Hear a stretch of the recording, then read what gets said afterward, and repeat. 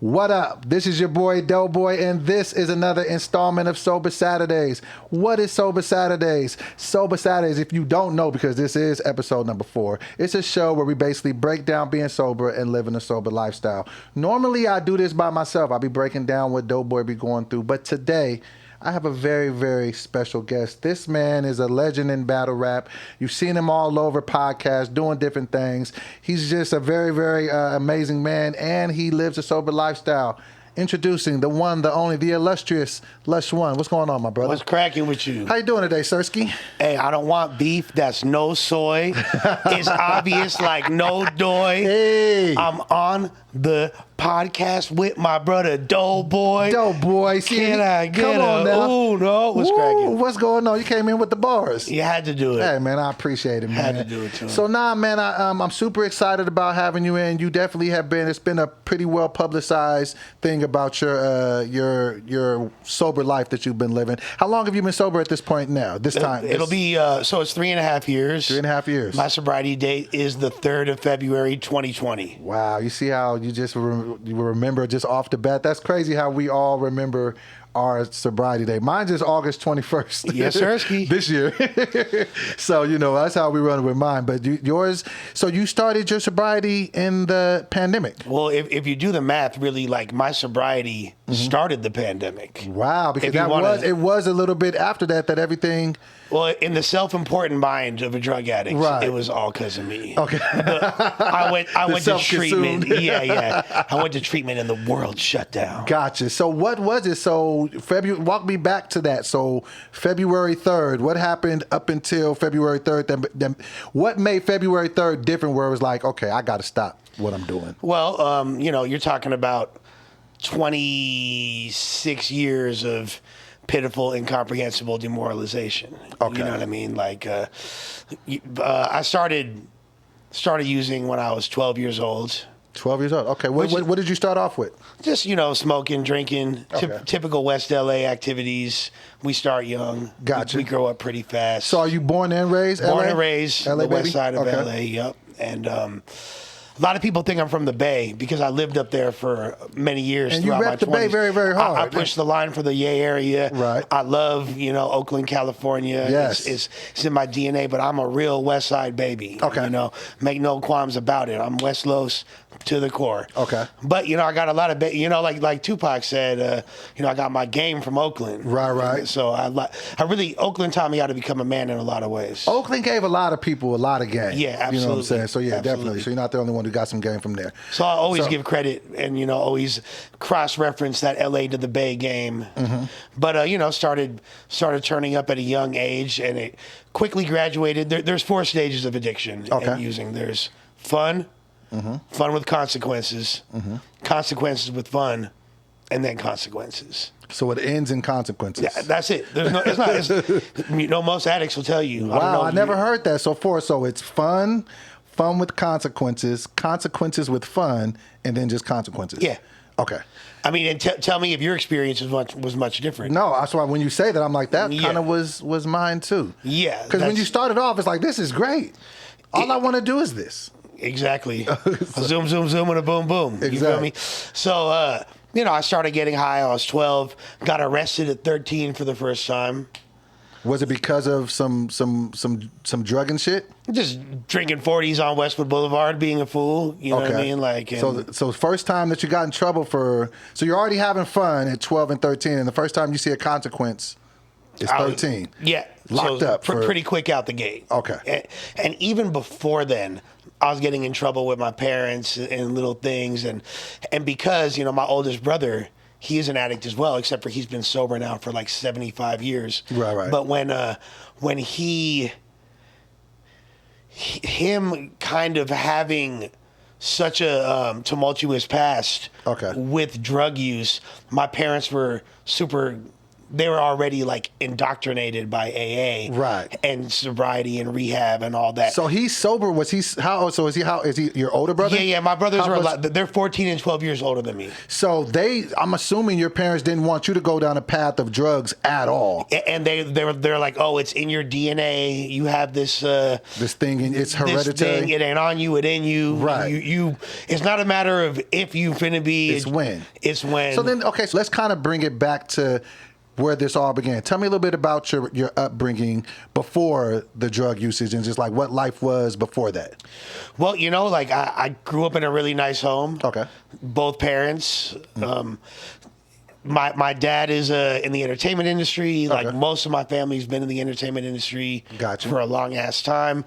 He wound up, but his job had him gone Okay. a lot. So he's on the road a lot. He's on the road a lot. Both of my brothers went to college, moved on by the time I'm like 5 years old. So now it's just you and mom. Essentially, it's just my mom and I. Okay. I'm a mama's boy through and through. Love my mom. Okay. And but I was really raised by just the city. I was Okay. outside. City of Angels. City of Angels. You feel me? Like some of us can't find our halo. Right. And Some of us have a broken halo. Right, exactly. As they say, City Right. of Angels, land of the wicked ones. Right, And okay. I'm 41 years old, so this is during the height of, the Reagan era. Crack epidemic. Okay. There's, gang banging is at an all-time high in Los Okay. Angeles. so you're Racial just- tension is thicker than it's ever been. LA riots, Northridge earthquake, all that. And you went through all of this in LA. I went through all that. It's a lot. I went through all that. I was Right. outside. It's just a lot to be in an environment like LA. Yeah. At that time. Yeah. Okay. Especially with, I don't want to say I didn't have a prominent male role model, but inconsistent because my dad being gone so long. It can almost be just as counterproductive. You know what I'm saying? It can be counterproductive if he's. It could be almost worse. Worse because then he's there, but he's not there. Then you develop this whole Oedipus complex and all that, and you're Right. like, when he does come back and tries to assert authority, it's like, what you Where you talking been? about? You're not even this here. is my house, bro. Exactly, Like, yeah. exactly. Whose house? Exactly. And I think that people think that too because they think if you have your father in your life, it's automatically going to be better. But in certain cases, if he's gone all the time, it's like, nah. And I it can, like and you I said, hate almost to make say it that worse. because my dad is an incredible man. Yeah, probably an amazing guy, And he's an but- incredible right. father. But Yeah. and he was doing the lifestyle I had wouldn't have been afforded to us Right. if he wasn't out there being the So go-getter. it's the give and the take in the Right. situation. Right. So I might could have turned out worse. I might could have been raised in South Central. And Right. And it could have been who knows 10 what I times. would have got into. Exactly. Right. So, but essentially, you're living. You come from a good family. Pops is gone. Brothers are off at college, and you and mom are living in the city of LA through Yeah. the Snowfall era. Through the Snowfall era. Really, the TV show. Because I've watched Snowfall and see what happened to LA. And what the crazy thing is this. Los Angeles in the 1970s, particularly the West Side, was a really idyllic place. You Okay. know, like when you see the imagery of LA, like like the beach and palm trees, and all of the- that's really what it was like. And that's where my parents raised my older brothers. By the time I came along, the entire landscape was of the starting city to decay. had really, really changed. Right. You know what I mean? So, and let me ask you this: is there a history of substance abuse on either side of your parents' family? So yeah, there is, but like not Not super crazy shit. significance. Like motherfuckers turn up, but not hobo with the bottle of wine on the corner. Let's say this: like they was like Kurt Rambis, I was like Magic Johnson. Got you. Okay. Got you. You feel me? I'm a Hall of Famer at this drug addict You put shit. numbers like, on the board. Yeah. They retired your jersey in the. I don't just I don't just get a plaque in the Hall of Fame. I might could have a whole room. Right. They'll put your statue in front of the stadium. Yeah. Got you. Yeah. Okay, we're gonna get into it. I was one of them ones. Got you. So it wasn't so no real problematic on either side of the family. So your brothers, and was it just college environment that kind of turned them out in a sense? Basically. Okay. Basically. They were like, frat animals, and they were like my brother was a deadhead. You feel Okay. me? He was going to all the following Jerry Garcia and all Okay. that, and taking hella acid, and then all of a sudden the motherfucker's doing heroin. You feel Oh, wow. me? Like, So yeah. it got serious. It got kind of slimy for the boy. Okay, gotcha. It did. Gotcha. But his addiction, like, and I hate to keep using these metaphors, but like, I like it. I love metaphors.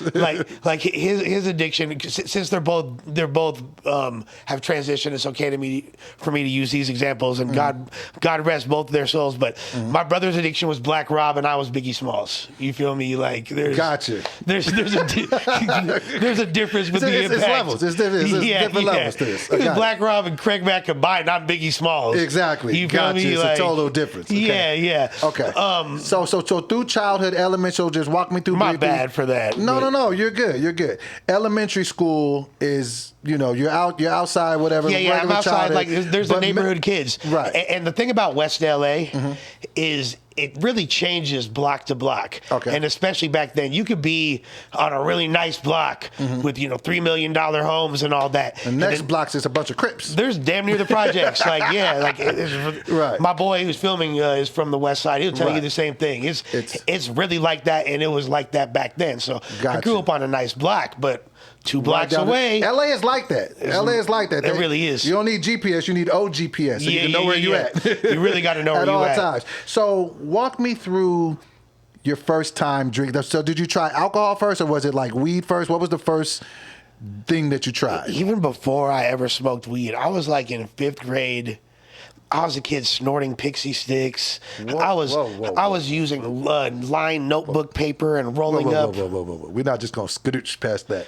You were snorting pixie sticks? You didn't have that one kid in your class? No. There's always a kid. I thought I was weird because I used to put paint on my hand. I mean, not paint, paste and like peel it off. That feels so good. I was just like, that. I used to do that. But you were snorting pixie, like, oh yeah, and that's the candy stuff, right? Oh yeah. So you already knew what drug use was. You just didn't know what the hell you was doing. You were sniffing sugar. I was like an adrenaline junkie. I just wanted excitement. I wanted in 5th grade, loved attention. like. So you're already going down the wrong path. I was very with the early. fuck shit. I was with the fuck shit. Okay, so then walk me through the first time you got drunk. First time I got drunk, I remember literally just gaffling. Like my parents had their little liquor cabinet. You feel me? Like gaffling. I remember getting drunk off of white wine. I took white wine and I was stupid. Just took it to the face, right? Yeah, took it to the face while I was yakking. Like so this is your first time. Yeah. But then, you knew enough to keep drinking it, and then you threw up. How'd you feel after you did it? I was like, I ain't never doing this again. So that should have been the scary thing. Yeah. Until you got over the hangover. But then it was like, oh, okay, like Snoop Dogg was talking about Tanqueray, and I was like, what's Tanqueray? Oh, like we got this shit right here. Wow. Like, that's crazy how rappers really be influencing shit. There's a reason why hip hop is tied to so many different advertising campaigns. Especially like shit, like that's who I wanted to be. Did you heard him talk about Tanqueray? You wanted some Tanqueray? 100%.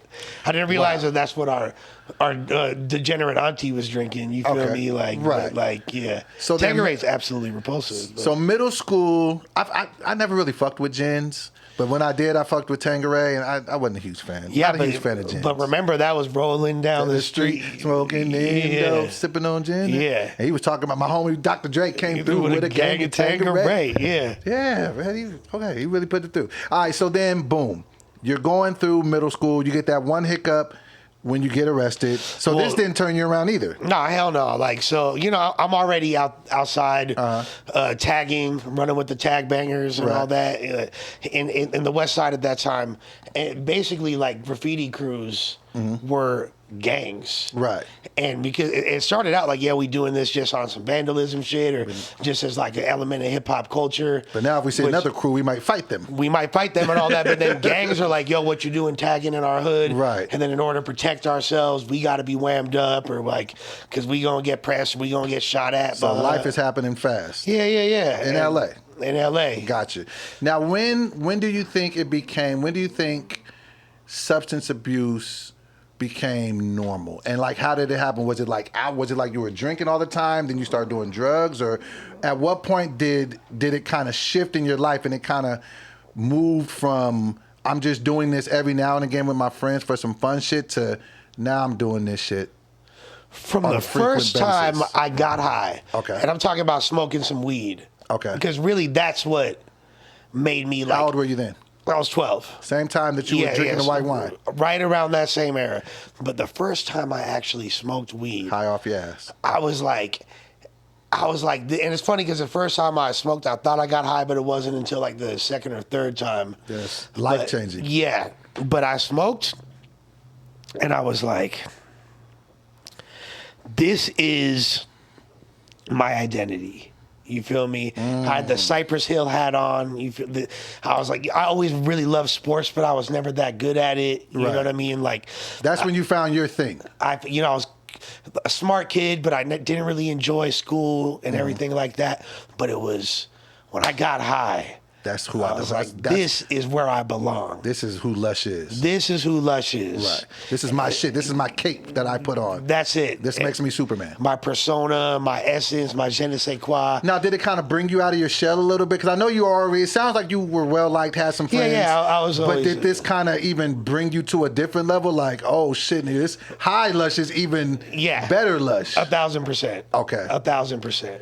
So that's became who I was. Because I know a lot of us deal with, like, a lot of us addicts, like, we deal with, like, anxiety and depression before this. So did this kind of take you out of, were you dealing with anything like that? And if you're a white kid born between the ages of, let's say, 1978 and 1995, you were on Ritalin or Adderall. You're on something. Okay. You know what I mean? Like, right. So they were already diagnosing me with this and that. So they already telling me something. what's wrong with me and pumping me full of medication and all that shit. Like, see, I come from a totally different background. Like, I come from the background, like in the black, at least in my black community, we never really subscribed to the doctors and shit. Like, and parents would be like, you ain't giving my baby no medicine. Like, you know what I'm saying? And even mental health wasn't valued like that back then, because it was just like, nah, like, you know what I'm saying? It was damn near like, you better go to church, we won't pray this out of you, XYZ. So you already were going to doctors were trying to figure out,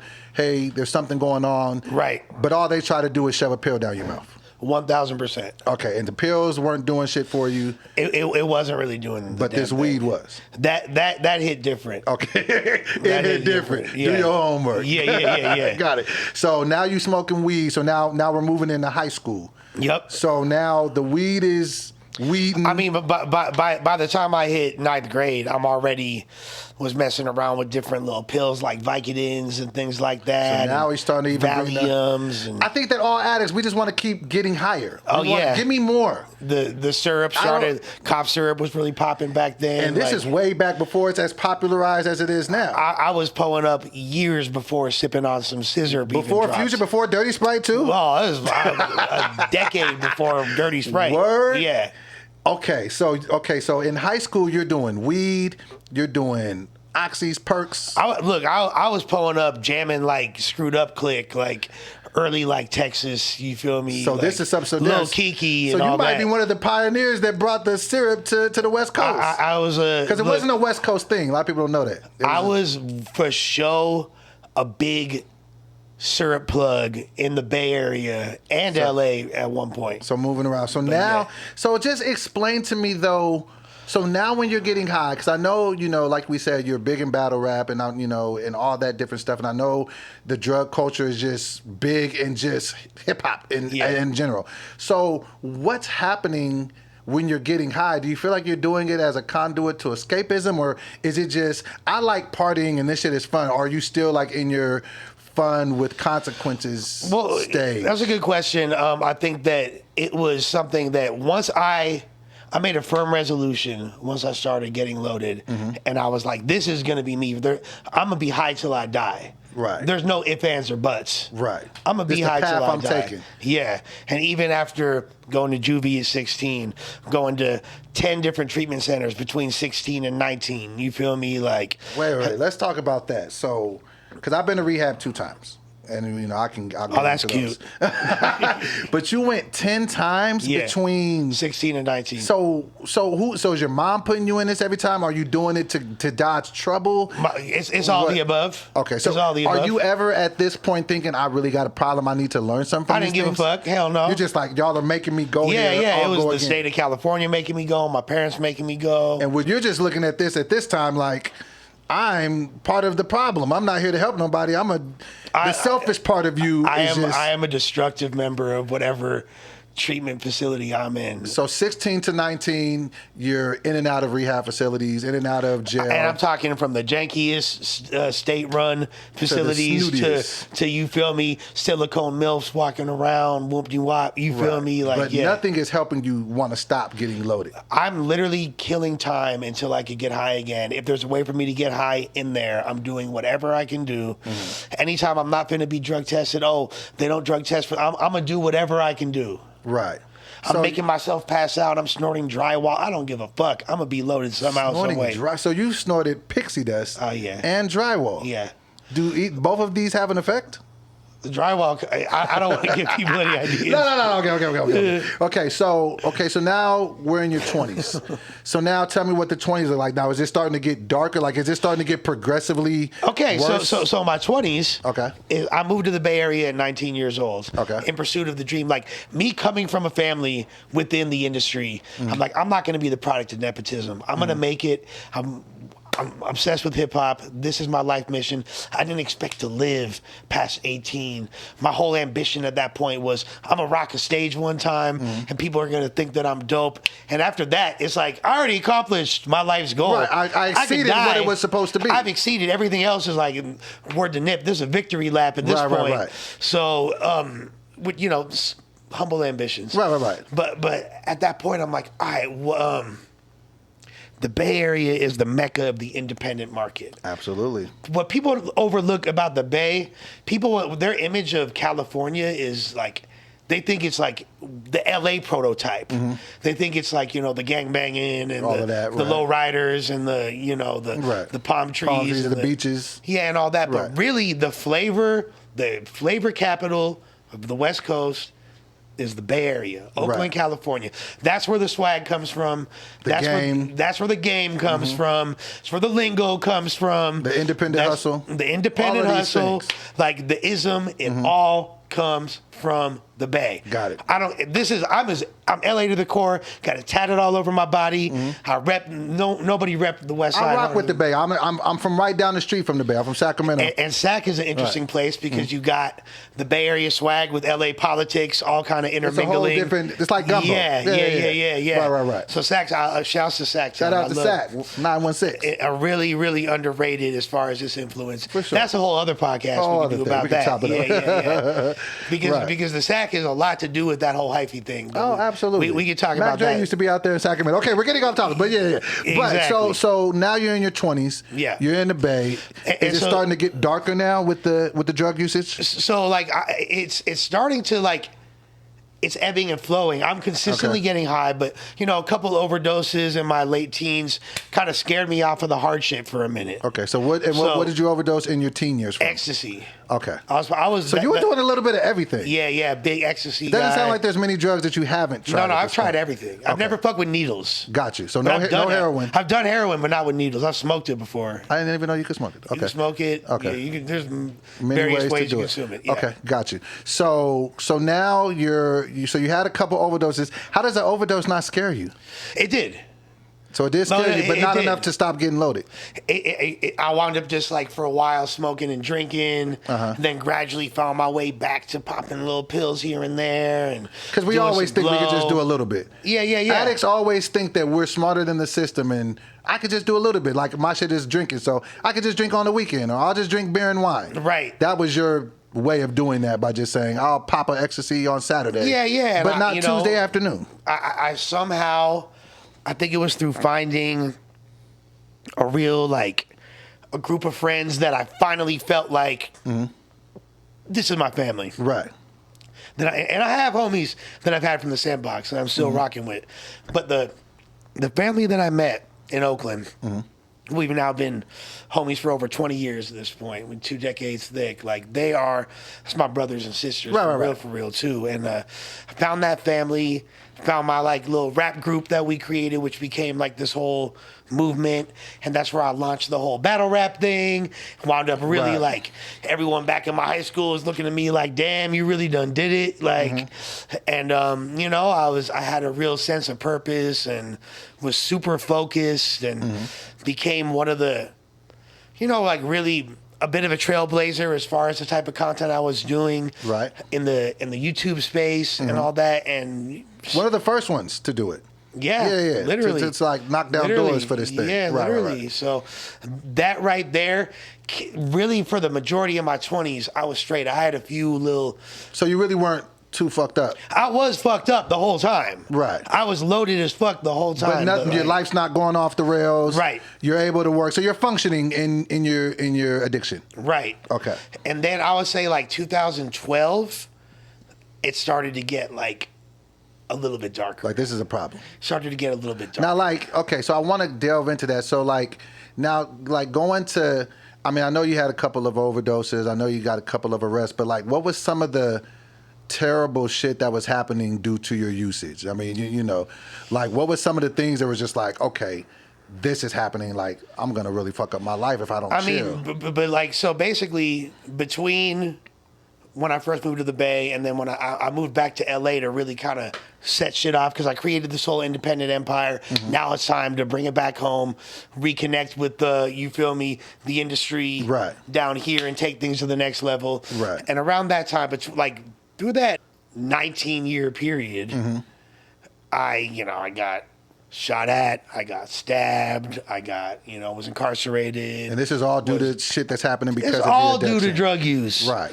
Divorced, evicted multiple times, to the point where like I burnt every bridge that was in my life, and I was still am a very beloved, well-connected person, but I got to a point where people couldn't trust me as far as they could throw me, and anything that my parents couldn't nail down in the crib, I'm finna go in there and steal it, and even then I'm gonna try to find I'm gonna bring a chainsaw in there and cut it loose. So this I'm assuming that this brought a big wedge in the family. Oh yeah, I was completely estranged from my family at a certain point. It got in some really dangerous situations where I owed the wrong organization's money, and there was penalties for this thing. Yeah, hits on my life and all that shit. I had to deal with some shit. Got real. Shit got real in the fields. Because I've definitely, I've done my homework, on you, so I know, a lot of your story, but I wanted you to, be able to chop it up. So, it's a blessing for you to even be here through all that. Like, you know what I mean? Absolutely. Like, because you hear those different stories about, people that could do hard drugs and live till 80, then a motherfucker try ecstasy once and die at 19. It's like, so I think that there's reasons for us making it through all of this, the shit that we make it through. Like, 1,000%. So I feel like there's a calling on our life. I definitely feel like there's, one on yours as well. Like, what I'm saying? Absolutely. Yeah. Right. There really and truly is. And people always ask, like, would you change, like, would you go back and change? Because I have a lot of regrets. Right. Would I change? That's all of us do. I wouldn't change anything because I wouldn't even be here to appreciate this moment. Right. And there's so much dumbass shit that I've done as recently as today that I wish I could do over, but it don't matter because you're here. Without it, like, there's a divine purpose. Absolutely. And just knowing that, I think definitely gives me hope, because I deal with that too. Like, and maybe we could even talk to that. Like, how do you find peace with maybe shit that you've said or done while under the influence? Because I know that's something that I really, like, even though I'm 2 days, I'm super close I'm 2 days away from being 30 days sober. So, what I'm saying? So my biggest thing is just like, I look back at, like, maybe conversations I've had or shit that I've done, and, when I was drunk, and I'd be like, damn, man, I'll never be able to fix that. Like, how do you find peace with yourself to not, maybe give yourself grace for things that may have happened while you were in the grips of your addiction? At a certain point, I have to separate myself from the disease. Right. And of course I need to take accountability for my actions. And that's a real big part of it, is I have to be the damage that I'm aware, because there's a lot of things that a lot of chaos that I cause that I'm not even aware of. Right. But the chaos that I am aware of and can be accountable for it, I need to take the steps to amending that. Right. And to go to those people humbly and, to make amends however I can. Be that a financial amends, a living amends, whatever I have to do. Just acknowledging hey, my it. bad. Yeah. So, like, that's a big thing. I can't run from it. I can't hide from it. And then if there's certain things, that I can't amend because it'll affect other people in a negative way. I need to make a living amends and just try to atone by offsetting the negativity I've put into the universe with positivity. I like that. So, whatever I can do. Right. To try to make to right or wrong, in whatever situations that you can. Right. Got you. Okay. So bringing it back to, okay, so now you're in your, get through your 20s, and now you're in your 30s. Career's doing good, even though there's been some blips on the radar, some things here and there. You're, for the most part, good. It's a lot of highs, a lot of lows, valleys and peaks. Ups and downs, you know what I'm saying? So at what point in your life, because I know you had a couple of overdoses, I know everybody else tried to put you in treatment. When did you say to yourself, and it doesn't have to be this last time that you got sober, because, sometimes it takes us 2 or 3 times to get this shit right. But when was it in your life that you realized, okay, I know that I started this out on some, I'm going to be cool with this shit, but this, substance abuse, and I keep saying substance abuse because I'm just going to group alcohol, weed, all of it in there. Yeah. When did you realize, when did it become apparent to you in your life that substance abuse was a problem? Oh, I knew it was a problem. The whole time? Yeah. So even as young as, 16, 17, you were knowing, like... At that age, I kind of thought, damn, I know, I at that point, I was kind of like, damn, I'm just a kid. You feel me? And I got my whole life to fix this. Yeah, I'll be all right. And my parents are just too strict, or I'm not taking any accountability, which is typical drug addict behavior. Right. But, by the time I was in my 20s and messing around, I kind of knew this is a problem. But then when I seemingly had my shit in order, or at least the illusion of having it together. Right, because if you're making money, life is good, you got a relationship, it's hard to tell yourself you got a fucking problem. Right. So it's always those times between when the bitch gets fed up and skates on you. That's when you're like, oh man, that's when you find Jesus. Yeah. Right.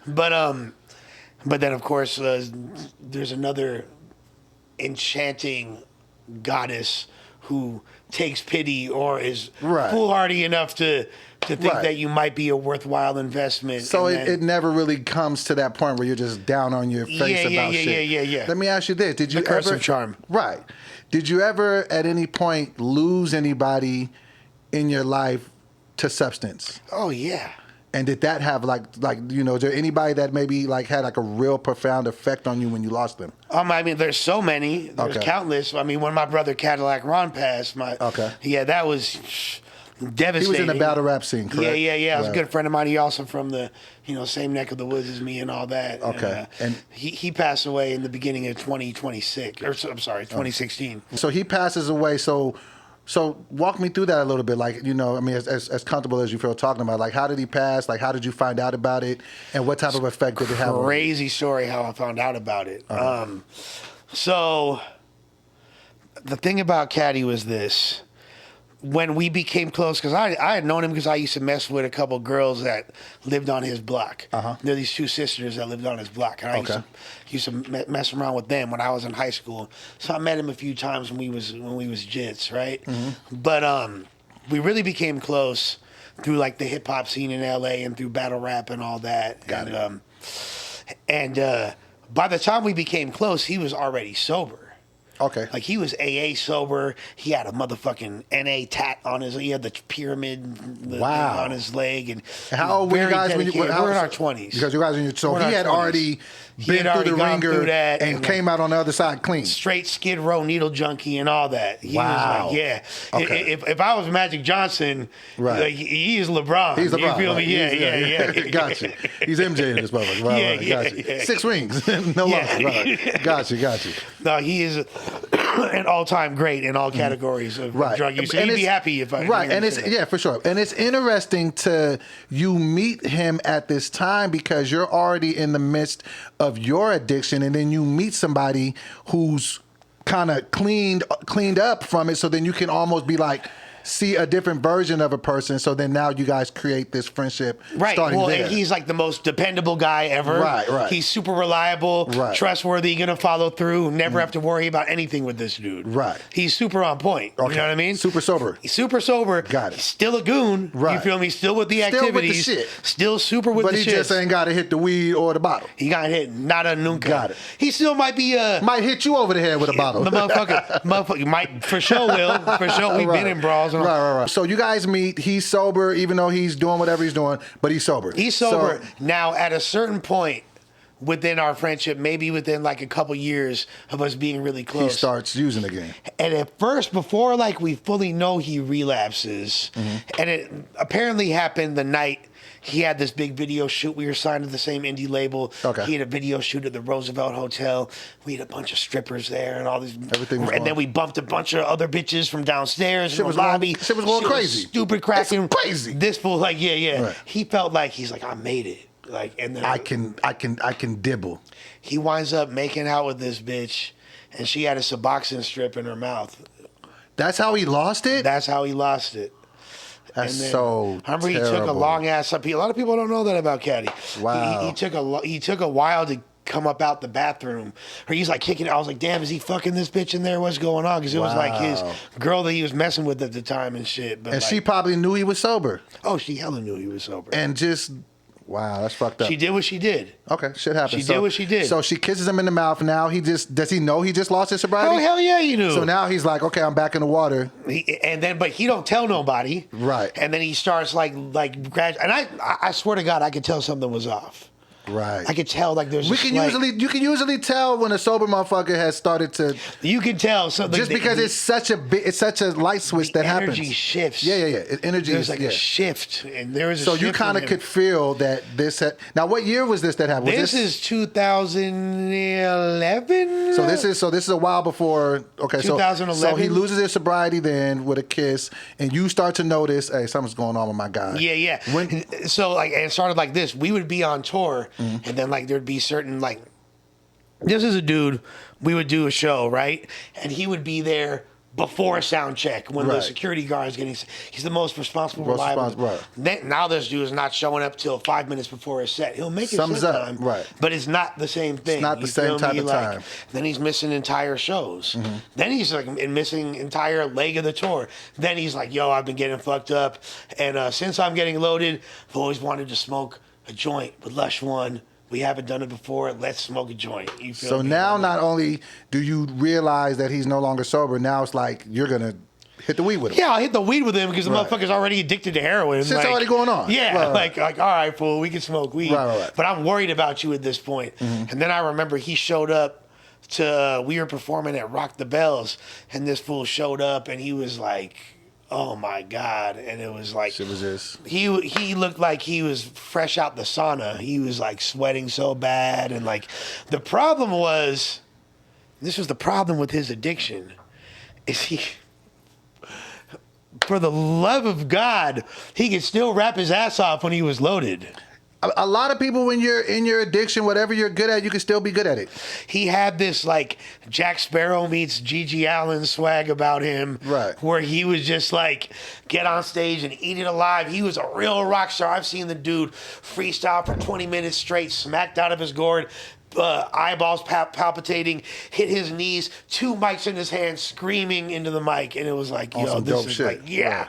This is amazing. So he goes through the next couple of years. Now he's back in his. I remember one time, bro, that he he was in the freestyle tournament. It was the Red Bull tournament, right? Okay. There's all the best freestylers in there, and Corrupt is a judge. There's all these hip hop legends are judging it and shit. Corrupt winds up being like, yo, that white boy Cadillac Ron, he's the man. He's better than everyone in here. But Caddy wins the tournament, right? And he said his final bar is. I just beat Immaculate Enthesaurus, high on heroin. I'm the best in the fucking world. Oh wow! And walked off. You can't tell him shit. What can you tell? So, even when you're winning, right? So you can't tell him. So then walk me through when you find out you lost him now. So now, so here's the thing. So yeah, I kept trying to get people to beat him in battles. They couldn't, even when he's high. All this shit. He gets sober again. relapses again, gets sober again, relapses again. At a certain point, I chalk him.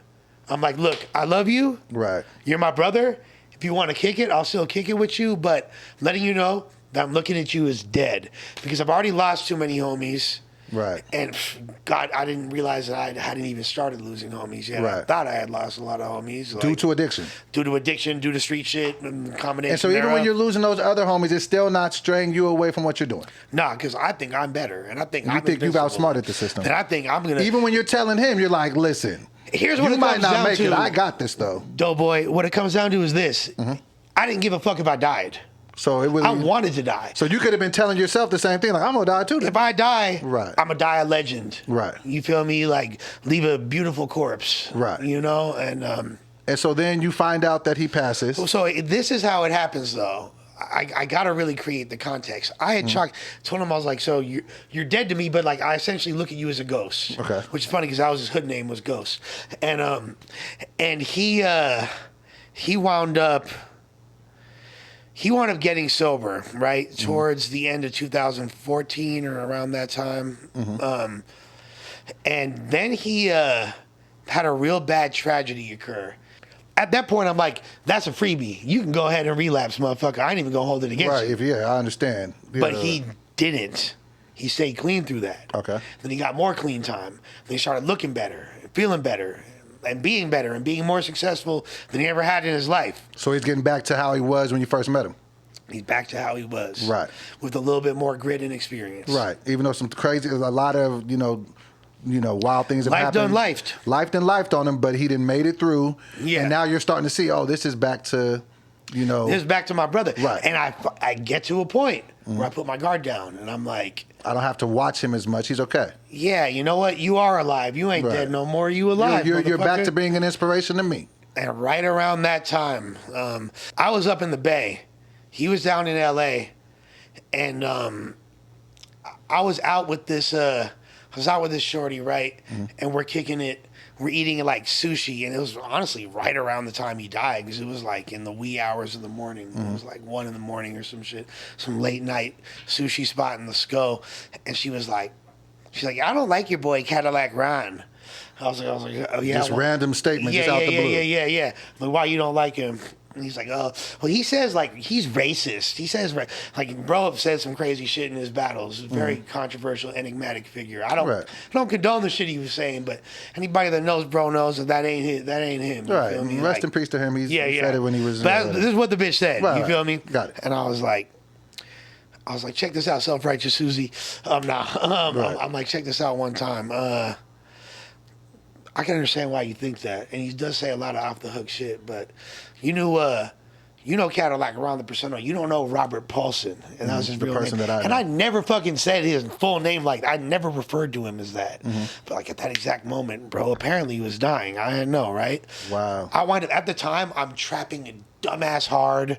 Like, I'm literally like in the mix killer with a whole gang of stupid shit going on in my life, to the point where I have 2 trap phones, to the point where when I hear the trap tone ringtone, it like gives me PTSD. Right. And I didn't even have a regular phone at this moment, but I had like, a couple ounces of blow, fucking few ounces of Molly and everything else. You feel I'm a one-stop shop on me. I'm in the Bay and I'm in LA. You feel me?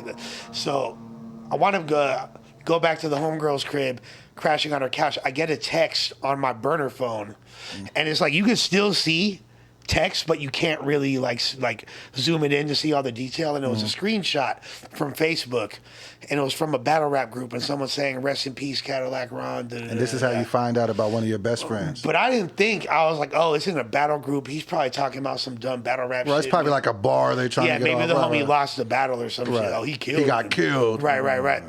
So the next day, I go to sleep, wake up, and I'm like, let me get to the bottom of this. You feel me? I'm still not really thinking anything of it. I need to re-up on Xanax because I'm having an anxiety attack from all this shit. Let me go see what's going on. Let me see what's cracking. What I saw last night. Right.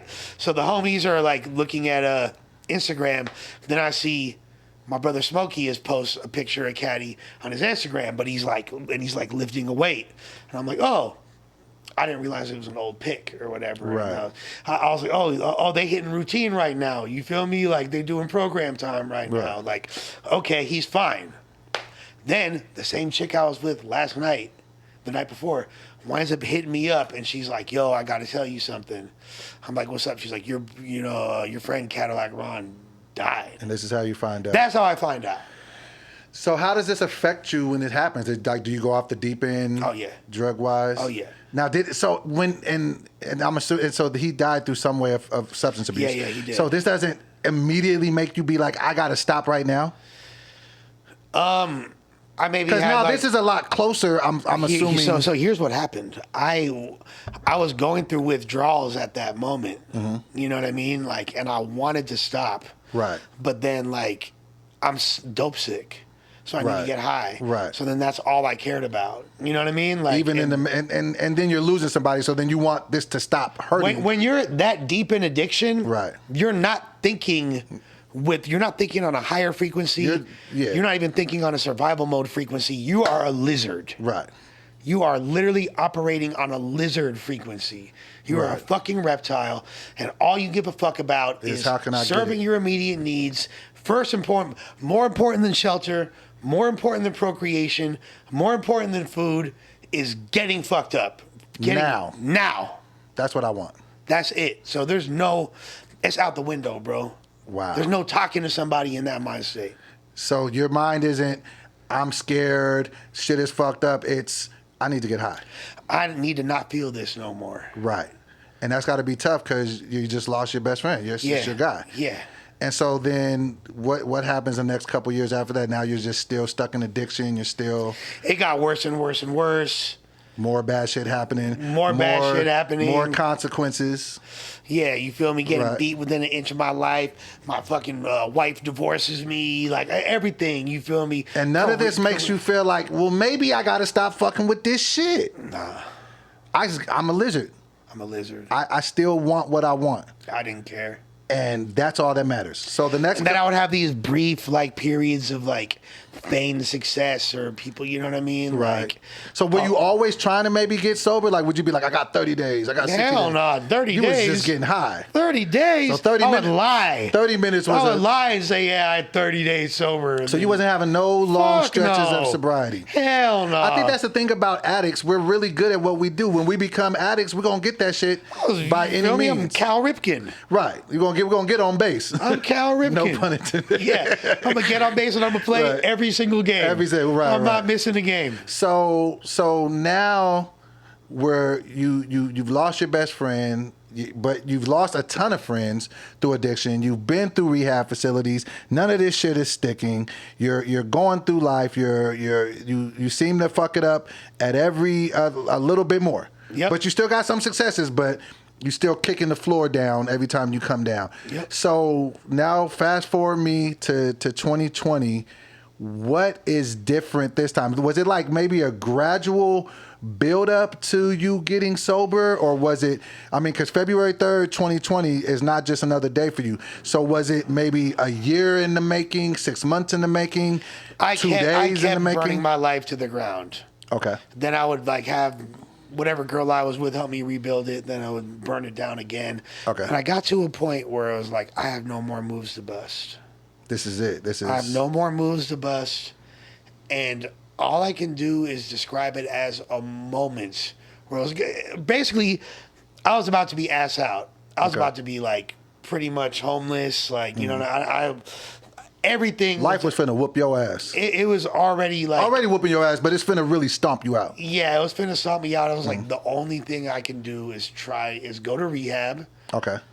And for the 20th time at this point. Yeah. Like it was, I think that was like 12th or 13th time. Okay, gotcha. And because like throughout from 19 to 38, I didn't go to no treatment centers.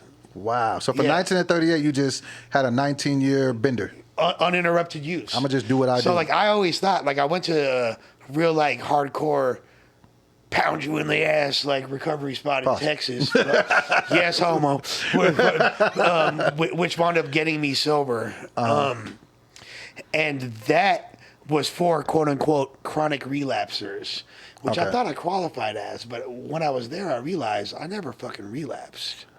never relapsed because you stopped trying. I never had an earnest attempt at recovery in my life. Right. You know, I just realized that recently about myself because they say that people relapse a couple times before they get it right. Yeah. Right. And so I was like wondering, like, damn, like I've been failing at getting, sober this whole time, but it really wasn't. It was, I tried to stop, because my alcohol career really wasn't that long. Like once I had weight loss surgery, because I used to be a lot bigger, I was like 486 pounds.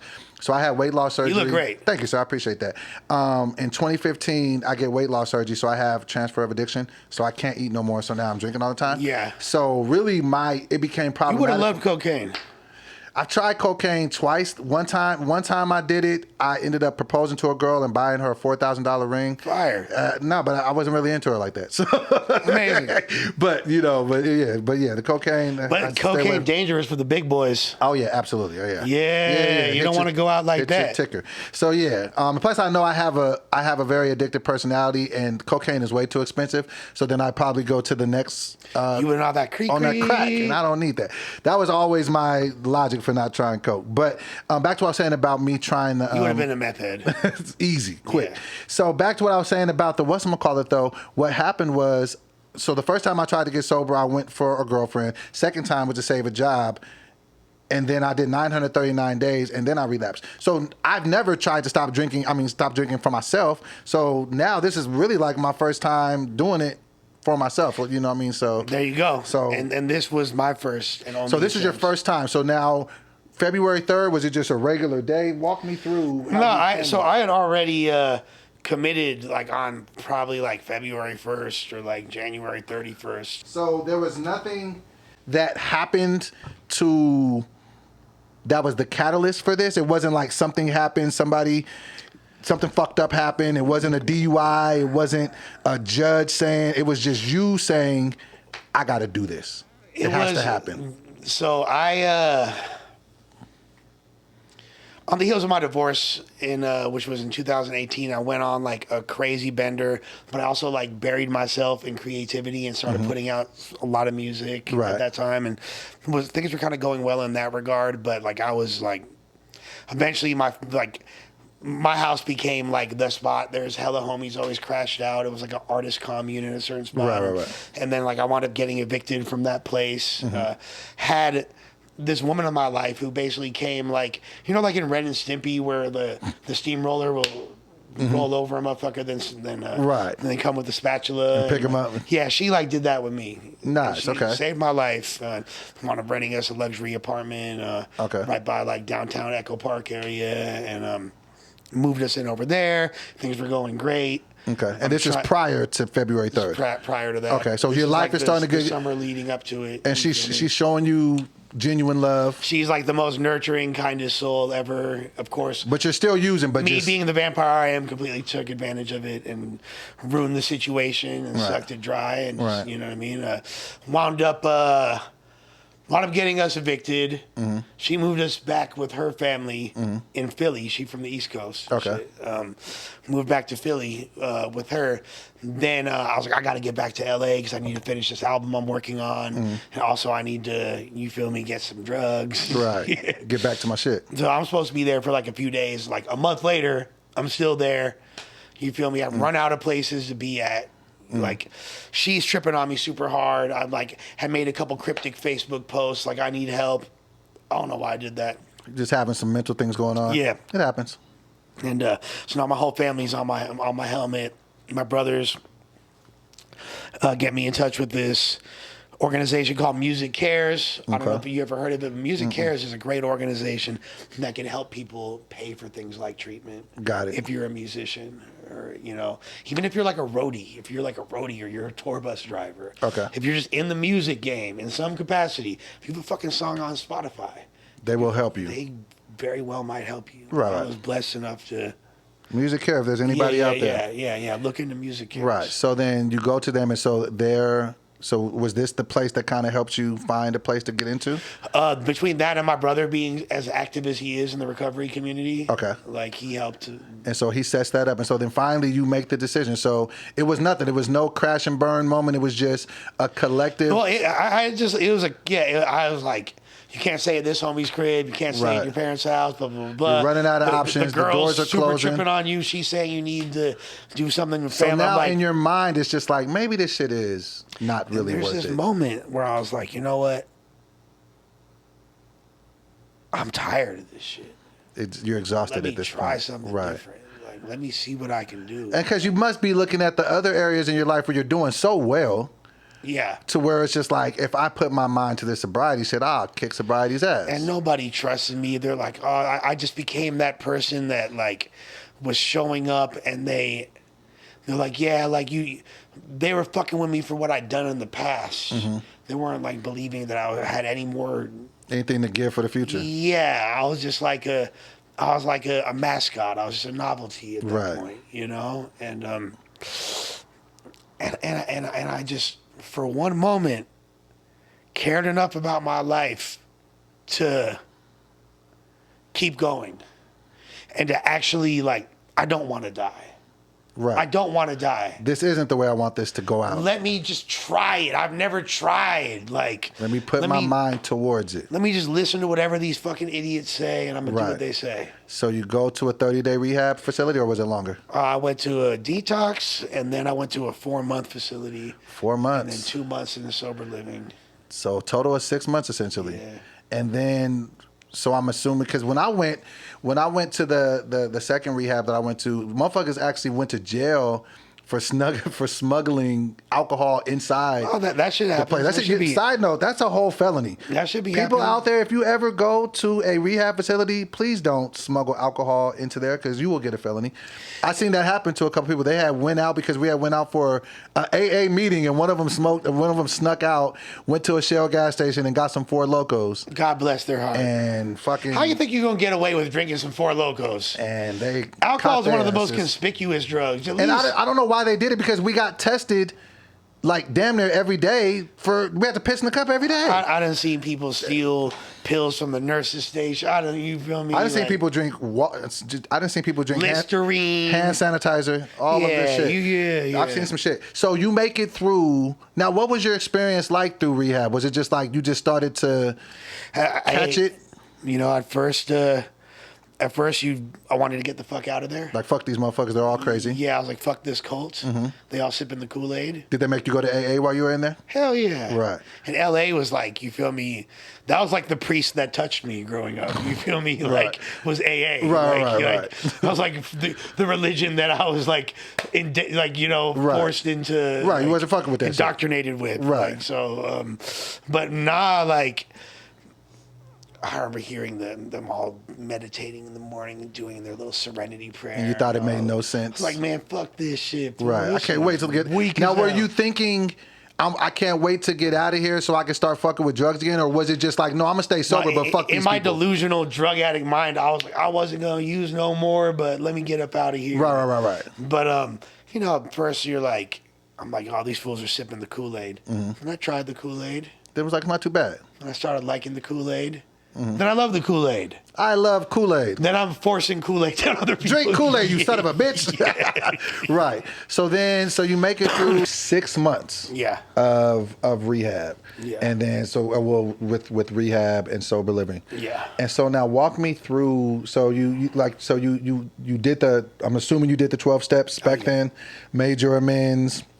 Do all that stuff. Do you still currently practice AA? I do. Do you go once a week, or just when you feel like it's necessary? So it violates the principles of AA. I'm not. Oh, you're not even to talk. I'm not allowed to say that. But what I can say is, I still practice the 12 steps. And got you all that good stuff. Yeah. Okay, so let me ask you this: since you've gotten sober, have you found any challenges to staying sober? Oh yeah. Of course. What are some of the can you be around people who are drugging and drinking? I am constantly. Okay. To me, that's not the challenge. What's the challenge?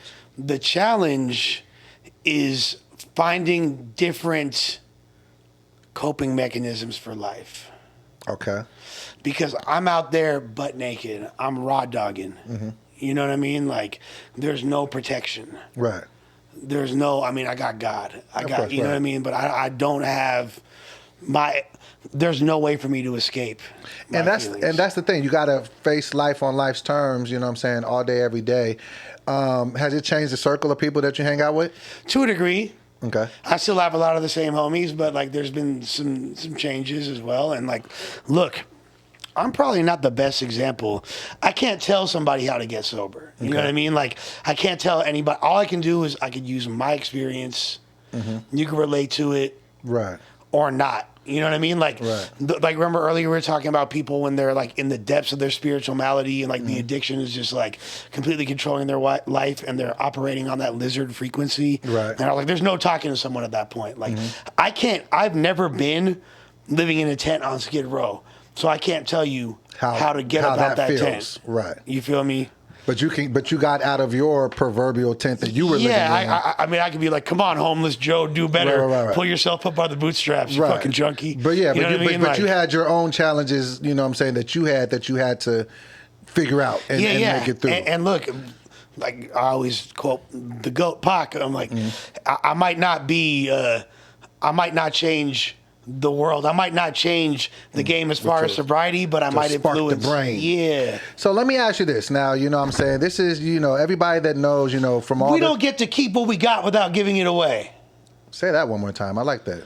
We don't get to keep what we got without giving it away. I like baby.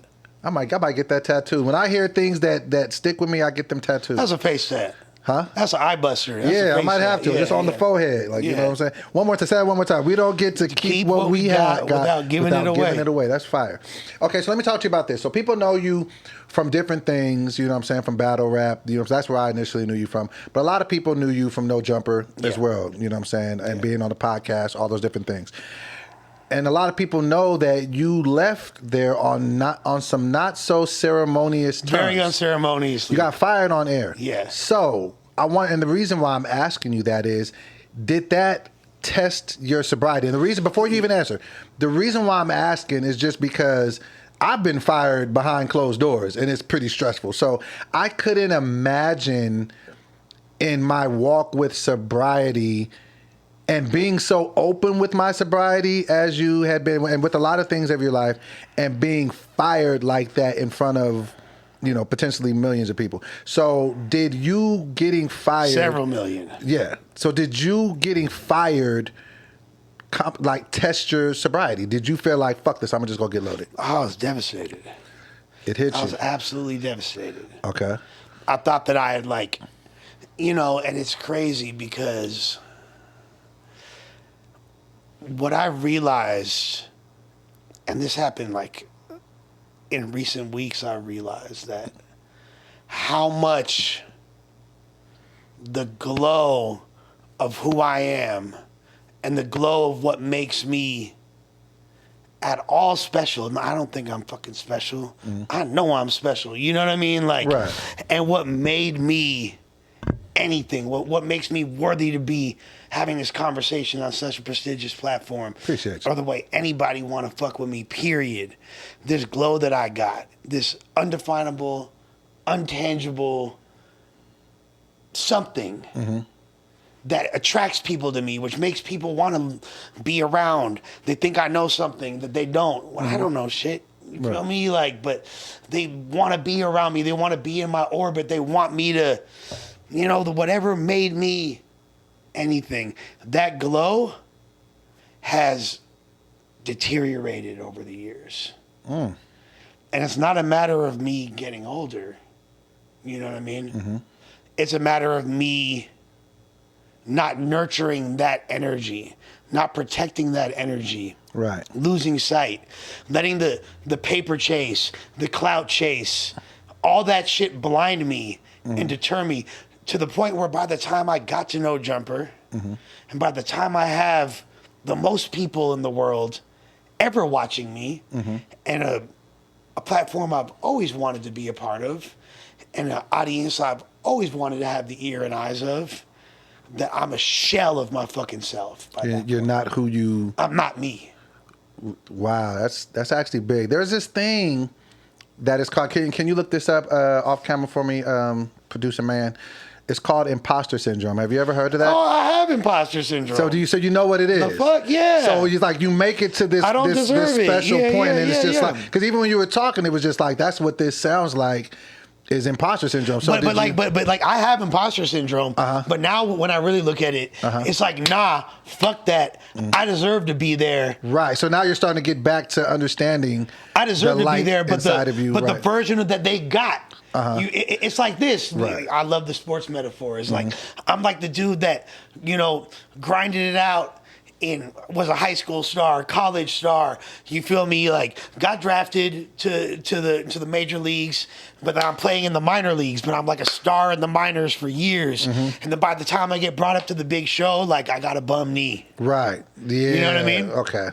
No, I feel you. I can definitely they caught relate. me at this low point in my life. You're just at a different point, just a weird stage. I still have enough of that glow as to where I resonated with the people enough for them to want to keep me around, but it wasn't me. Right. It's this like wounded, injured, bitch-made version of myself. You're a shell of yourself. A shell of my fucking self. You weren't who you truly are. And I'm not showing people my gift. I'm not showing people my light. Right. I'm not in touch with that. I'm this like overcautious, like over, you know what I mean? Like I have so much fucking light. Right. And look, I'm dead broke. I ain't got nothing. You feel me? Like I've accomplished some shit. I got some toys. I got some trophies, but I ain't got nothing. You feel me? But what I got is light, an infinite reservoir of that shit. That's worth more than money, actually. It is.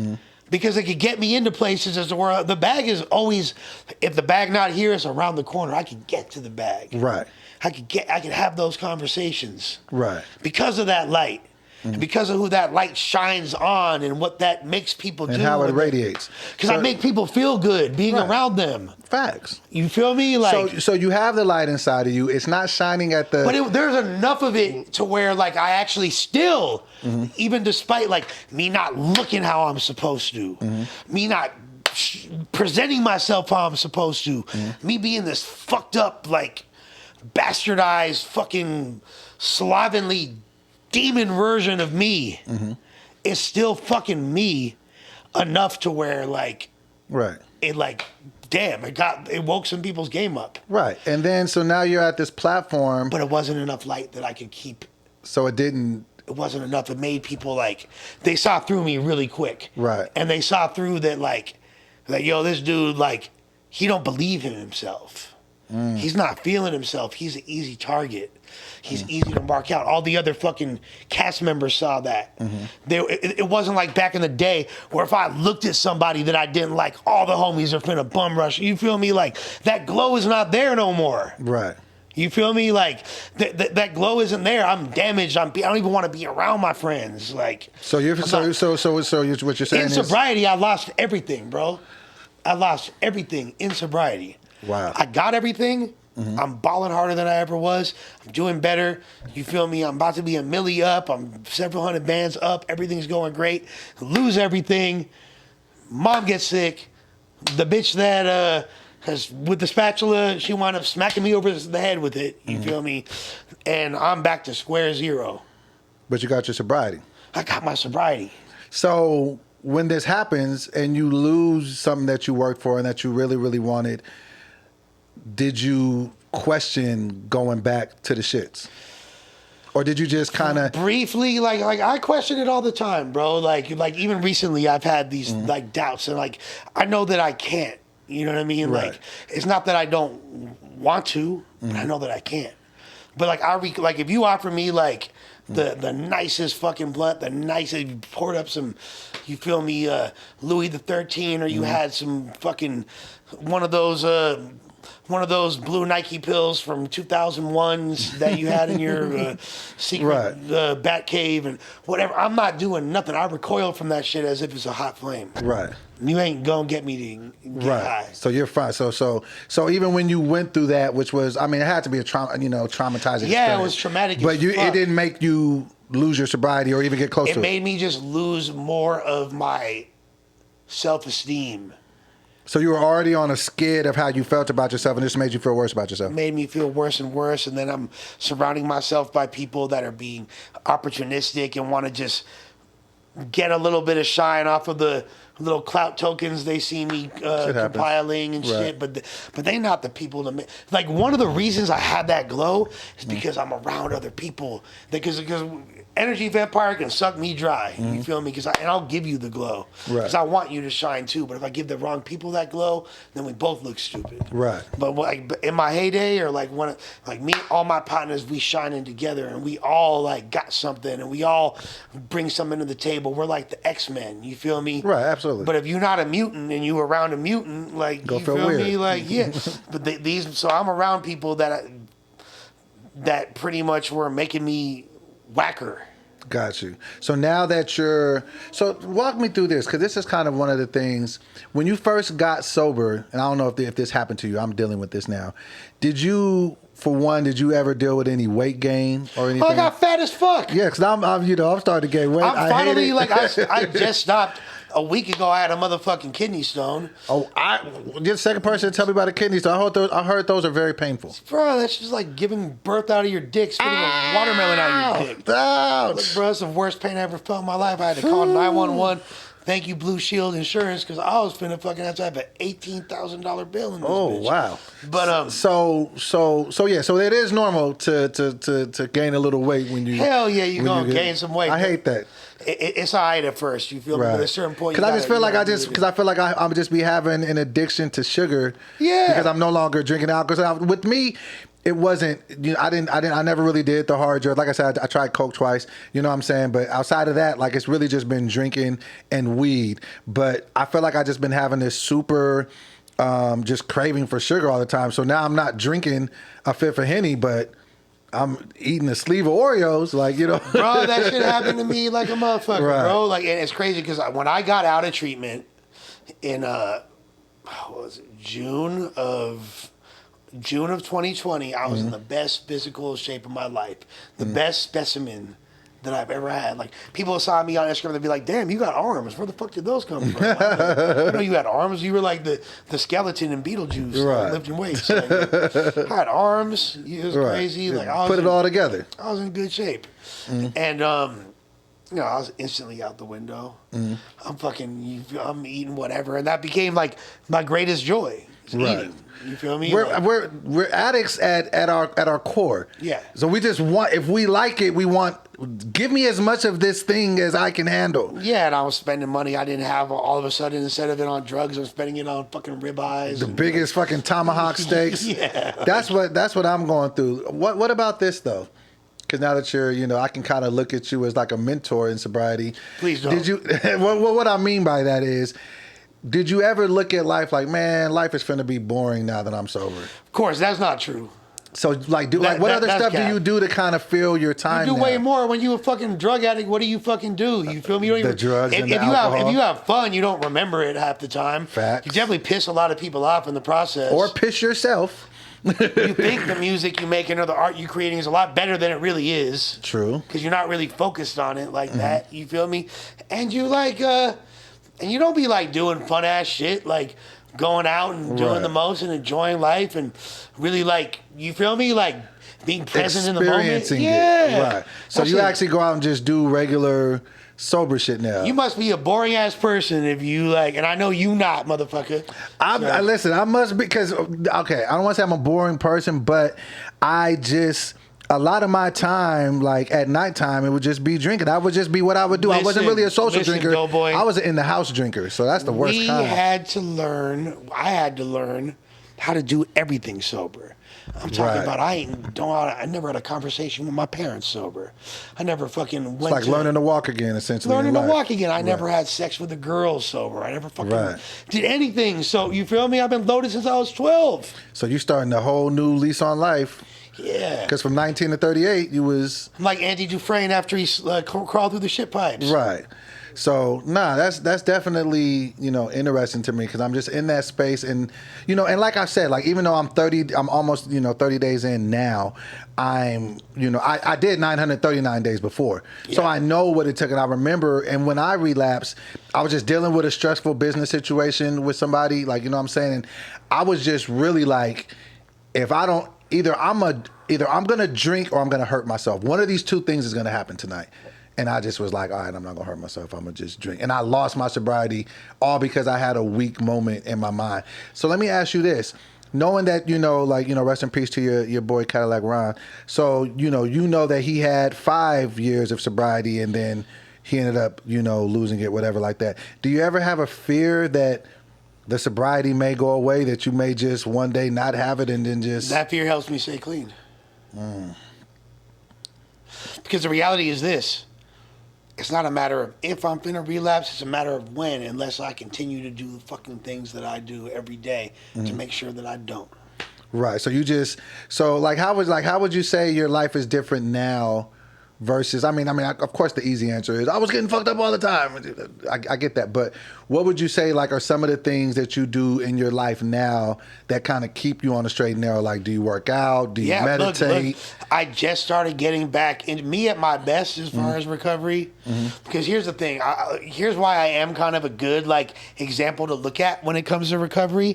Because when I was working my program and praying and meditating every day and taking care of myself physically, mentally, spiritually, all the blessings were coming into my life. Right. And then when I started putting things above my recovery, anything I put above my recovery, I'm going to lose.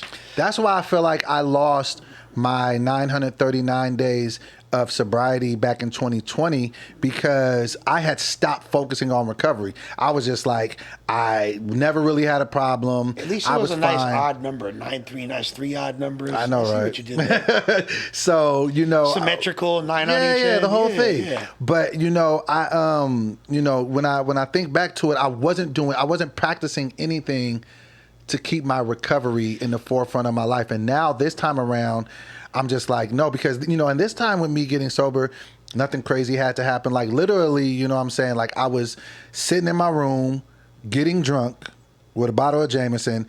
And I literally felt like somebody was in the room with me. Like I could hear their voice that clearly, just like how me and you were talking to each other. And I don't know if this is the spirit of God. I don't know if this is, I felt like somebody was in the room and they were just like, hey, it's time. We stopping this. It was 2 days before my birthday. It was like, go ahead. Finish what you're doing for the next 2 days. Starting Monday, we're done. We're not drinking anymore. And it felt so comfortable. It wasn't like I felt like, who the hell is in my room? It was just like there was something in my mind waiting for it to tell me. Because, did you ever feel like at the height of your, substance abuse that you just missed the hammer by an inch? That's how I felt my life was going. I was just like, I've done so much dumb shit in my substance abuse that I can't make it out of this shit clean. Like something's gonna happen. I'm gonna fuck my life up. Bro. I knew that was gonna happen. Bro. I got stories of crazy shit that happened during my addiction. Like crazy shit. That you just made it out by just the skin of your teeth. Bro, I had a hit on my life from the motherfucking cartel, fool. Shit. I don't want to get too... I'll tell the story. Hey, man, don't get nobody back. Don't put the heat back on your ass. No, so that's why I'm just going to say the cartel. Right. You feel me? Got you. All right. So 2016, I was selling a lot of dope. And in order to sell a lot of dope, because the situations I'm in where I'm walking around strapped, always having a bunch of work on me, that's not me. Right. That's not me. I'm not a fucking gangster like that. Yeah. Like, that's not me. Right. It's not who you are. All the people that knew me were like, and this is when I'm losing my light. That's a huge step in me losing my light. Gotcha. Although the no jumper shit might have been the final nail in the coffin for that light. But it started years ago. Yeah. Got it. And this is like a huge piece of losing that light because my people that really knew me were like, yo, what the fuck are you doing? And you're still drugging and drinking at this time. More than ever. Got you. I'm getting super fucked up and I got an unlimited supply. Right, because you're selling it so you can toot and boot it. I have so much anxiety that I need to self-medicate, and then I need to stay awake, so I'm doing shit to keep me up and blah, blah, blah. So it's a drug for every emotion. And I'm doing shit all outside of my character, behaving in ways, consorting with people that I would never be around, and I'm just like, I'm selling a lot of dope, right? Now, let me ask you a hypothetical question, right? Sure. So, let's say you're selling some weed or some shit. Like you're like, you move like Nickelback or funk. You move a little bigger than that. Let's say you good reference though. Let's say you hip hop head. Yeah. Diggable Planets, baby. Come on. Yeah. What you know about it? Let's say you move pounds, right? Okay. When you move into a new neighborhood, you see the kids over there and they nickel bagging on the corner. They selling their little dimes and shit. Right. What do you do with them when you see them? If I see them moving Nickelbacks, yeah, and I'm selling pounds, and they're looking at you a little bit like when they see you come up, what do you do? Put them to work. What I do is this. Is that the wrong answer? That's not what I would do. Okay. There's no right or wrong. Of them? Okay. I'm in their hood. Right. You feel me? How can I put them to work? They're going to start plotting on me. They're going to fucking rob my ass. Right. I don't have an extensive drug dealing history. Yeah. That's all good. I'm just saying. So what I'm going to do in this scenario, and I've been selling drugs since I was a kid, right? Right. You know much more than I do. So what I would do is I'm going to buy a dub sack from them every once in a while. Because if I'm buying the shit from them, I'm just a customer. I'm not the plug. They ain't got to worry. There's no way that fool's got weight. He's buying fucking dub sacks from us. He's a smoker. Right. Got it. So you don't want to like arouse suspicion or ruffle you want the feathers. Right. Ruffle the feathers. That's the whole point, right? Got it. So I'm moving I have a couple plugs. I'm moving a lot of fucking shit, mainly blow. You feel me? I move some hair. I move everything, but I'm moving a lot of blow, right? These dudes, I'm affiliated with different like organizations throughout the city, right? There's one organization, there's a guy who had recently gotten out of prison. He was a big dog in prison, right? And he's like going around him. His boys like look out for me in certain ways. I fuck with his boys and shit. And he's like, hey, like I got some really good blow. Like you should get some. And I'm like, I didn't fucking need any more. I already had the plug. But fucking he has some good shit. I'll get a little bit from him. Give me some blow. I'll get some from him just because he gonna start looking at me a certain type of way if I don't, right? Start getting shit from him. He keeps putting in my head.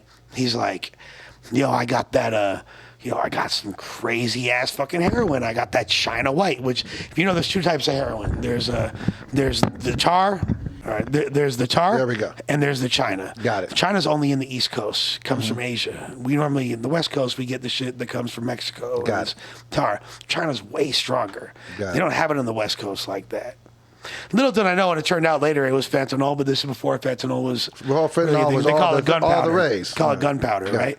So I was like, oh, I got this fucking China, I got that China, then I got the China, and I'm like, all right, I don't need it. So I was just like, wouldn't really think about it. My boy hits me up. He's from another city. He's like, yo, and he's a very popular and extensive dealer of the heroines of the world and those type of drugs, right? And he's like, yo, like, I'm looking for this, but I was like, oh, as a matter of fact, luck would so happen, I actually do have I got some of that. The plug for that. And it's some crazy shit. Yeah. Right. And he's like, so he comes down, right? Or he comes here. I wind up, we go to their neck of the woods. I go to get, he just wants one thing, right? We go to get one thing.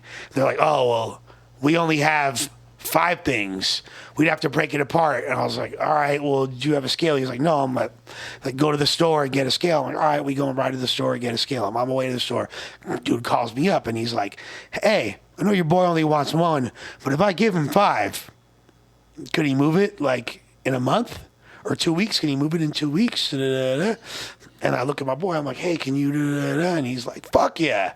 And I'm right. So it's a lot of heroin to be moving in. A lot of heroin, weeks. Right? Come back, shoots him the heroin, right? And I'm chilling there, we're joking. He's like, hey, you for sure gonna have it in 2 weeks, right? And these are all probably decisions you're not gonna make if you're not. Fuck no, I'm not even gonna ever talk to this guy. So the fuck? So like, these are drug-induced decisions you're making. I think common sense would have told you, don't fucking take this shit on consignment. That and you feel me? What did he say? Strong world consignment, strictly for live men, not for freshmen. It's not for freshmen. Yeah. I thought you ain't got the clientele. Say hell no, because they gonna want their money. Rain, sleet, hell, snow. Okay, yeah, we got you. You feel me? Yeah, I got you. And that's what happened? They wanted their money, rain, sleet, hail, snow. And there weren't enough heroin addicts to get it. Well, I'm even chilling with them that day. We're laughing like the little homie's there, and he's like, yeah, and if you're one day late, I'm going to be the one that shoots you. Ah, you feel still me? thinking shit sweet. Yeah, thinking shit sweet. You feel me? The boy dips. Sending the little payments as they're coming in. Things are going smooth. Everything's great. He winds up not answering his call for like a couple of days. I'm like, what the fuck is going on with And this he got guy? all the dope. He got all the dope. He's moving it. He's in a whole other jurisdiction. You feel me? I'm like, yo, what the fuck is going on with this guy? Like, da-da-da-da. Turns out his dumbass has gotten a DUI. It fucked up his whole program, blah, blah, blah, blah. He's having problems moving this and that. But I'm still waiting on payments. He's going to get it to me. That's my boy. I wind up taking so many drugs in the meantime, and I'm doing so much shit, I lose track of the time. I wake up one day. I forgot it was 2 weeks, nigga. I forgot it was 2 weeks. And I woke up that day. It was like a Saturday or Sunday. I'm like, oh, I think in like 2 days I got to get them their money. They didn't forget. No, they're like, bros hitting me up like, yo, what's cracking? It's the day. Like, my boy doesn't have the shit, blah, blah, blah, blah, blah. I'm running around trying to fucking get the money with them. I have to make a couple payments. I know anytime I meet up with them, they might just hand me up and fucking... This might be your last day. You feel me? I wind up meeting him outside of a church of Satan. No lie, that's a true story. You can't make. They have churches of Satan. I didn't even know. They're like, yeah, you know, that's the Satanic Church, and like certain organizations worship. Today years old. Didn't know these things existed. So I'm like, you feel me? Everything's all bad to the point where my boy that I met them through, he's calling me. He's all sad. He's like, Lush, I don't know what we're gonna do. Like, they're telling him he got to snatch me up and take me so they can shoot me in the leg. I don't find out till later. First, they're gonna shoot me. They're like, bring him here for a leg shot. And then they're gonna fucking, you feel me? If I don't have it within a couple more days, you know it's fucked up if the leg shot is the warning. That's the warning. That's the get it together shit. That's like, the that warning. should be the finale. And this isn't even the dumbest. Die from a leg this shot. ain't even the dumbest situation I got myself in. But this is There's more. This is a really dumb one. This is a really dumb one. I'll tell you that. So I wind up I wind up getting the money. You feel me? Wind up paying them the money. Get this. I'm like, I never want to see this dude again. You feel me? 3 days later, he winds up getting busted. There's the guy that you were selling with that you were selling with, or the big dog winds up getting wrapped up. I didn't realize if I had kept messing with them, I was about to be a part of a fucking federal indictment. So if you would have not paid that off, I don't even know if I wouldn't pay if I had kept dealing with them. Yeah, I was that close. I was like, they were for sure watching me. You might not be here right now. Yeah, you might be in San Quentin somewhere. Yeah. Now, obviously, I ain't no federal informant. I would have. I had no idea. Check this nigga for a while. Yeah. I had no idea that shit was even going on. Right. It was L.A. Times front page of the Metro section. And you could have just bros doing life. And you could have been wrapped up in the midst. I could have been because you could have just everything could have went smooth. Y'all could have paid him on time, and then he could have just kept re-upping with you. 100%, 1,000%. And that would have been your ass, Mr. Postman. Yeah, or like it was just they were for sure watching. Right. But the way the feds operate is they'll watch you. They'll let you. Oh, they'll collect the case. They got an 85% conviction. 98%. 98? 98. Shit. 98. It's an A minus. A plus. Yeah. They A plus. They A plus. And like, you know, like when they have the little Rico things, or there's like the top. There's a different rows. Right. My plug was on the top row on the right hand side. He was like on the top of all the other guys. He was on the top row. He wasn't the very top. Right. But he was pretty top high row. up there. He was top row. So there's been a ton of situations that you've dealt with. Because I'll be thinking about that, like, you know what I'm saying, when I look back at my life, I'll be like, man. We still good. Free the bro, by the way. You feel me? Free bro. Whoever that guy is. Yeah. But I think about all the crazy, dumb shit that I've gone through, and I'm just so happy that I'm still here. That's another reason why I created this piece of content, was just to let people know that, you know, I'm trying to normalize sobriety. Like, you know what I mean? I'm like, you ain't no weirdo if you don't drink. Like, you know what I'm saying? You're not a goofy if you don't smoke. Like, that's another question I wanted to ask you about, because I'm kind of still up in the air about this. How do you feel about California sobriety? Do you know what that means? Yeah, I know what it means. What do you think about it? You smoke weed and all that. Smoke weed, but you don't do the... It's not what I do, but, you know, I don't judge nobody for what they do. Do you feel like it could be a gateway to the other shit? Feel like you probably could, yeah. That's how I be kind of feeling. Because, like, you know what I'm saying? Like, I drink. I mean, I don't. Well, obviously, I stopped drinking. But I never had a problem with weed. I kind of felt like weed was just always.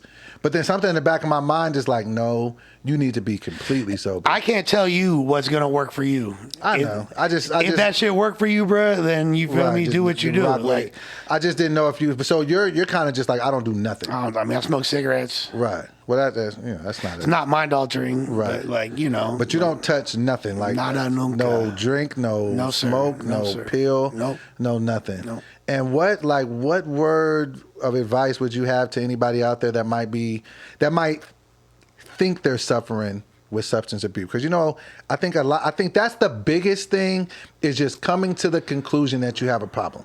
What would you say to somebody that thinks they might have a problem? You think you got a problem, you know you got a problem. Ooh, you got bars, man. You been saying some pretty dope stuff. Hey, it's not me, it's just, you feel me? It just flow. So you think you got a problem, you know you got a problem, man. Yeah. I definitely appreciate. You got to even question it, bro. You know something's up. Yeah. You really know. You know at the end of the day. And I just think that, but, you know, I just think that, you know, with alcohol, because, like, with me, I think that it's messed up because alcohol is so normalized in society. It sure when is. It's really worse than a lot of this other shit. Alcohol is one of the worst. It kills 3 million people a year. Alcohol is very, very bad. You know what I'm saying? But and I'll tell you what. When you in rehab, I'd rather have a heroin addict roommate than an alcoholic roommate any day. Oh, alcoholic. They're the second most annoying after fucking tweakers. I think it's alcohol and maybe Suboxone are the only two things that you can die off detoxing from it. It's alcohol and benzodiazepine. Benzodiazepine. Which, why I went to detox was for alcohol and benzodiazepine. For both of them? Yeah. You had the That's double Batman and Robin, baby. Nah, because people be actually thinking about that. Like, you know, if you go to the hospital and you got like too much alcohol in your system, they'll actually give you alcohol to taper you off. Yeah. Or so Librium and shit like that. Yeah. With the deliriums and the tremors and delirium tremens. Tremens, all that shit. Yeah, you know. Come on, bro. Shit. I new to this. I'm true to this, baby. Well, yeah, man. What other things you got working on like that you're working on in your career these days, man? Let people know where they can find you. There's a lot I'm working on, but really what I'm on right now is. Like we talked about earlier, I'm recapturing that glow. That's important. That's the most important. I know there's a lot of different endeavors and different things. I got my hands on a lot of fucking pots right now, and I'm fully focused. But without that glow, I think that's the most important thing. So then once you get that complete glow back in your life, then you can dominate at whatever you do. What do you think it takes for you to get that glow back, 100% to where it was back, you know what I'm saying, before you lost it? Like, that's what I'm trying to find out right now, big bro. On that journey to get there? Yeah. That's what's up, man. Well, I definitely appreciate you pulling up to Studio 26 and chopping it up. I mean, you are actually the first guest ever on Sober Saturday, so I appreciate you. It's only right. It's Uno, baby. You know what I'm saying? Uno for the you know what I'm saying? He got to be Uno because that's Uno. It. And you're always welcome to pull up and talk this. We gonna chop some game. We're gonna talk about a lot of things. A lot of things. But thank you for pulling up. I have been your boy Doboy. This has been Lush One. This has been another episode of Sober Saturdays. Like the video, share the video, comment on the video, and we will see you next time. Run it up. Next time. Peace.